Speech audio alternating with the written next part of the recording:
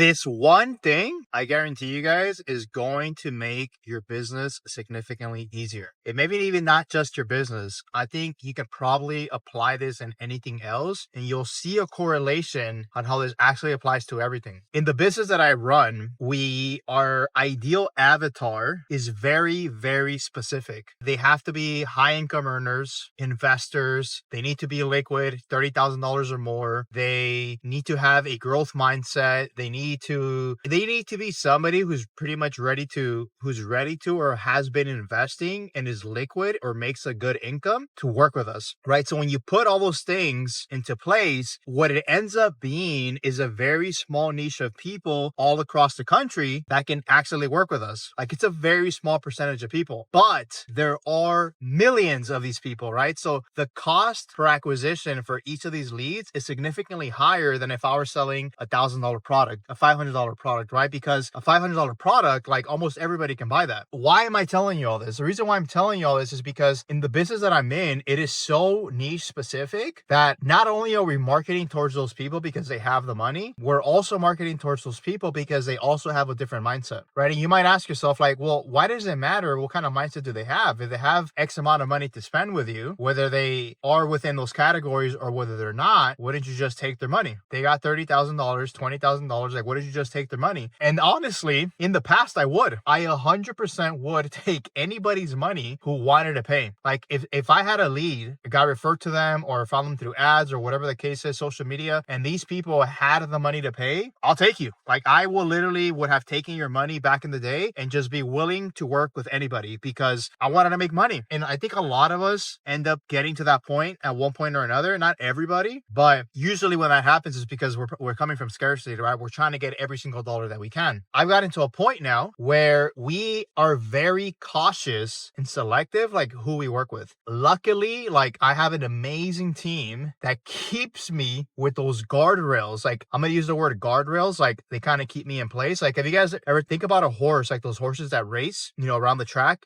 and they put these like blinders on them to stay focused, right? Because if they start looking everywhere, like, they're going to get just completely distracted. And that's really what the team does for me. Like, the team keeps these guardrails for me because there are moments where sometimes, like, we get a lead and I just, automatically I'm like, bro, just close them. Like, just close the person. Like, they're interested. They got the money. Like, let's just do it. But what ends up happening is that they end up becoming a problem client down the road, right? And so our head of marketing, our head of sales, head of operations, they're all on the same page with that. They're like, nah, it's not worth the headache. Like, it's just not. Like, we're better off slowing down. We're better off taking less clients. We're better off dialing in the marketing a little bit better to actually get the actual client that we want. Because would you rather have 10 clients that are the ideal avatar that you want, or 20, or let's say 15 that are not the ideal client? You guys might be wondering, like, okay, why is this a big deal? Like, let's actually think about this. And so I kind of mentioned it already, right? They end up becoming problem clients. Why do they become problem clients? They become problem clients because, again, they do not have the same mindset as the type of avatar client that we ideally want, right? And look, this is not the same for every business, like specifically the clients that I'm looking for, but the idea behind it, the logic behind it, the structure behind it is the exact same thing. What are you actually selling and what kind of client do you want, right? I'm selling a high ticket product, a high ticket service.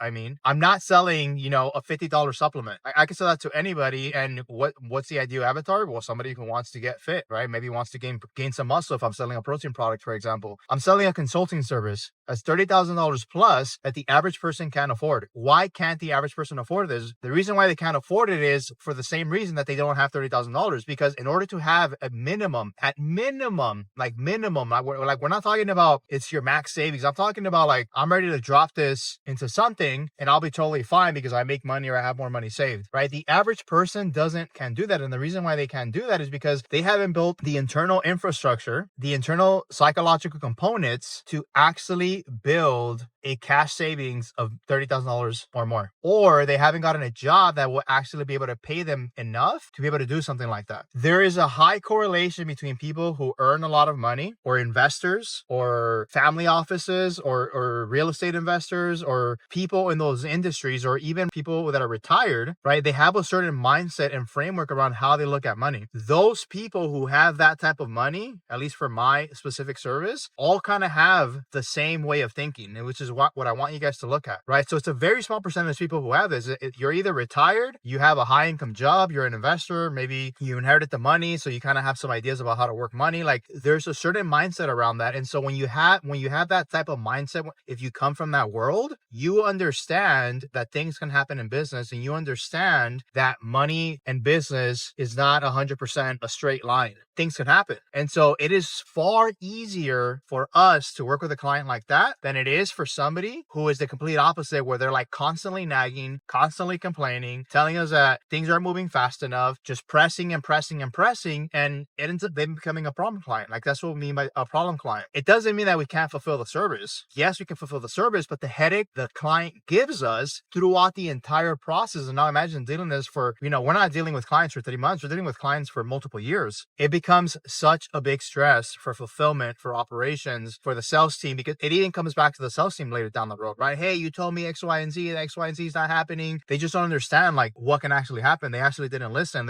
There's so many factors to it. And so why am I talking to you guys about all this? Is because if you're looking to start a business, like you have to be very clear on what kind of client you're looking for, right? Because you rather have quality clients over quantity. Because if you can dial in the quality of the client that you want, the ideal avatar, you can find them. You will find an abundance of it. If you can't find an abundance of that avatar, it's because your marketing is still not dialed in. Your messaging is still not dialed in. You're better off working at that than just bringing in problem clients that end up giving you headaches. There might be moments where you're like, dude, I'm like so cash strapped. Like if I don't bring in X amount of money, like I'm shutting everything down. You might be willing to take that risk. And maybe there are moments you should, right? Maybe there are moments where like, hey, maybe I'll just take on 2 out of these 10 clients. It's not the ideal avatar, but I'm going to take them. They got the money. They're interested. They want to do it. There's a chance that they might be a problem client down the road, but let's do it. So we get to be very cautious of that. And so what I wonder now is like, I get to continue looking at this in the business, and I invite you guys to look at this if you're building some type of business, but where else in our lives, I think about this, where else in our lives are we taking, I don't want to use this word, but I guess I'll use it,